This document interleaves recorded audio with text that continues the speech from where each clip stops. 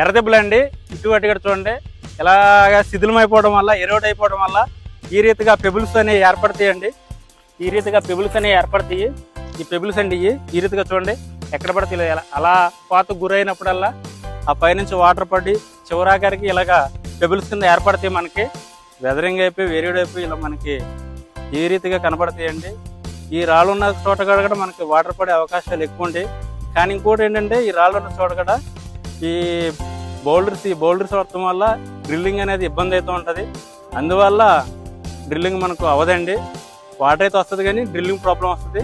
చాలా జాగ్రత్తగా చేసుకుంటే వాటర్లో అయితే మంచిగా పడే అవకాశాలు ఎక్కువ ఉంటుంది. చూడండి ఎంత బ్యూటిఫుల్గా ఉన్నాయో. షేప్ని బట్టి కూడా మనం చూడండి ఎంత నీట్గా ఉన్నాయో. ఎంతకైనా బ్యూటిఫుల్ ఎర్రదెబ్బలు ఉంటాయి, ఇంకా మంచి ఎర్రదెబ్బలు ఉంటాయి. వేళ అక్కడికి వెళ్ళినప్పుడు మీకు కంపల్సరీగా నేను ఆ ఎర్రదెబ్బల్ని మరొక వీడియో చేసి మీకు చూపిస్తానండి.